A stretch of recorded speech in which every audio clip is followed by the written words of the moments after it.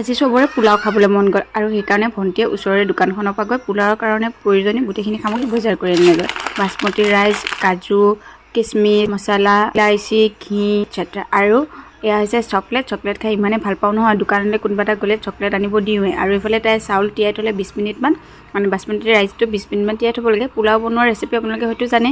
আৰু এইফালে আদা নহৰু পিছা, পিঁয়াজ সকলোখিনি তাই কাটি কৰি লৈছে। আৰু এয়া বিলাহী আকৌ পোলাও দিবলৈ নহয় দেই, মই মানে কণীৰ দম বনাম। এইটো কণী ঘূৰি আছে দেখিছে। তাৰপাছত এইপিনে চাওক, এয়া বাসমতি ৰাইচৰ পোলাও হৈ গ'ল। ইমান ধুনীয়া গোন্ধ আহিছে, পাইছেনে গোন্ধটো? আৰু পাতি পাৰি ল'লোঁ খাবলৈ ধুনীয়াকৈ। এইখন প্লেটত প্লেটিং কৰিছোঁ। ঠিকেই ভাবিছে, এয়া ফটোৰ কাৰণেই কৰিছোঁ, মানে ফটো মেইন ন খোৱাৰ আগত। ধুনীয়াকৈ এইখন প্লেটিং কৰি দুখনমান ফটো উঠিলোঁ কিচিকৈ। আৰু এইপিনে চাওকচোন, ৰাইজে খাম বুলি পানী দুনি খাই একদম পেট ক্লিয়াৰ কৰি লৈছে। আৰু মই এয়া সমানে ভাগ কৰিছোঁ চবলৈ, পাল্লা জুখি। খাবলৈ মজা হৈছিলে। বাই বাই, আজিলৈ আহিছোঁ।